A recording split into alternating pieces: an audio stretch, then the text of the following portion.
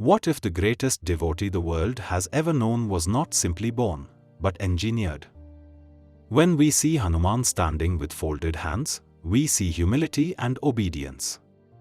Yet hidden within the deeper layers of the Puranas lies a far more unsettling truth. Hanuman was not an accident of fate, nor a forest warrior shaped by chance. He was a deliberate cosmic construct, designed by the gods, infused with Shiva's destructive fire, and delivered by the wind itself for one terrifying purpose: to save Vishnu's avatar from a death written into destiny.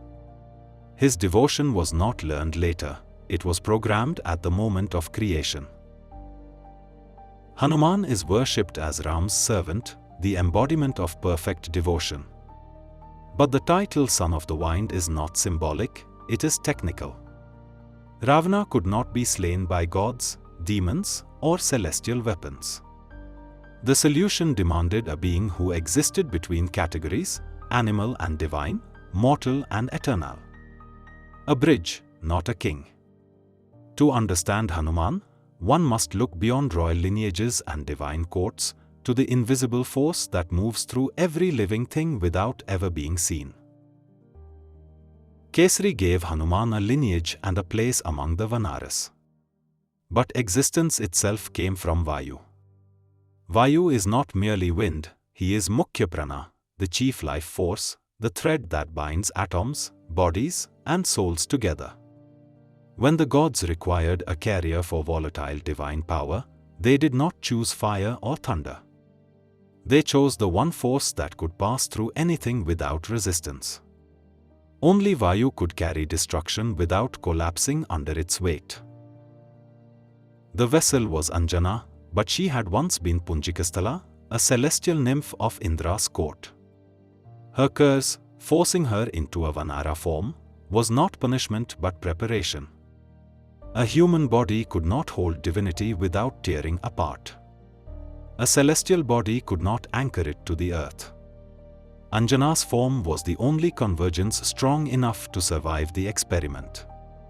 Her suffering was the groundwork of salvation. On the wind-scarred heights of Anjanadri, Anjana performed tapasya that shook the axis of the world. She survived on air alone, unmoved as storms lashed her body raw. She did not pray gently. She demanded. She asked Shiva for a son who carried destruction and restraint in equal measure. Her penance was not faith, it was force. A signal to the cosmos that the vessel was ready. Shiva answered, but his power could not descend directly. His tejas would fracture the earth itself. A conduit was required, one capable of insulation and motion at once. Vayu became that conduit. He carried fire without burning, energy without explosion. What moved through him was not life, but controlled annihilation waiting for purpose. Some traditions speak of sacred payasam. Others speak of Shiva's seed. Both are fragments of a larger truth. Vayu fused Vishnu's sustaining essence with Shiva's destructive force and placed it into Anjana's womb, through the ear, the gateway of ether. Sound became flesh. Theology rewrote biology. A Vanara body became a divine mechanism. At that moment, the wind itself took a vow. This child would act when gods could not.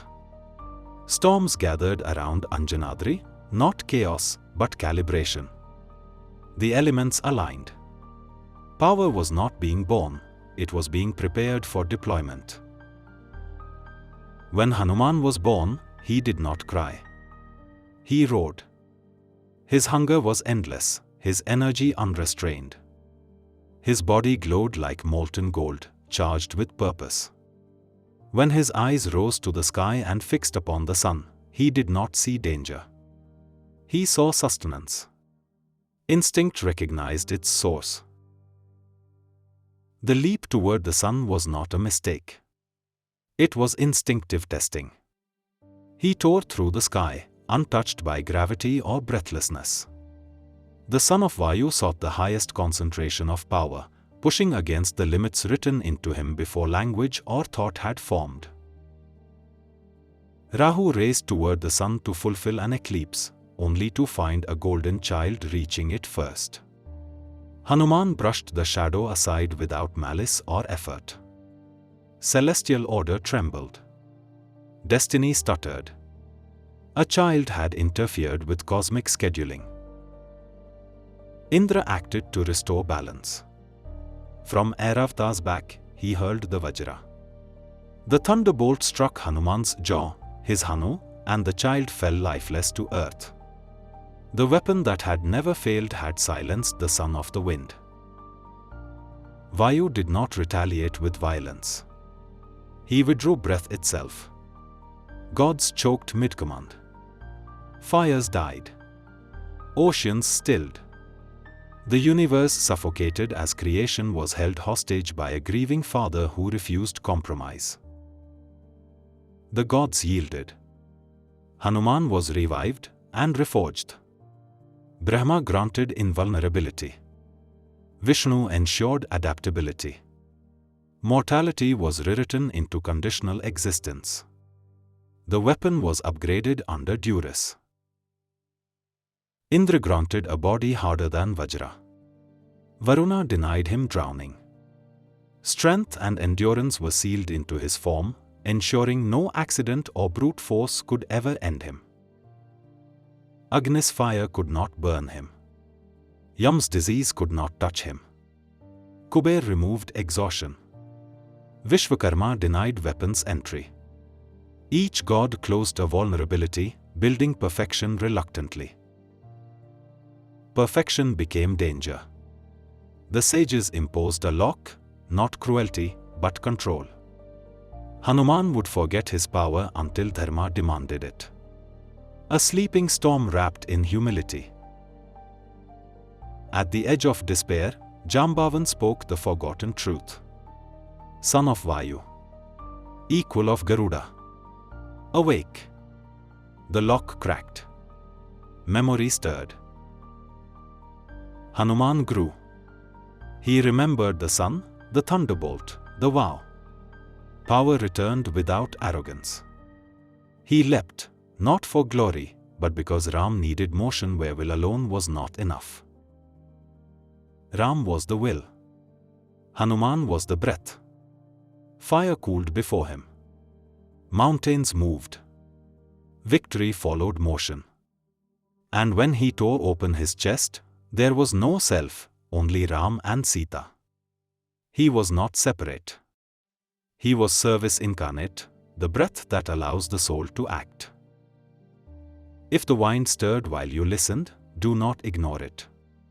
Join Epic Chronicles India as we uncover more forbidden truths hidden inside the great epics, stories not meant to comfort, but to awaken. Om Hanuman Namah.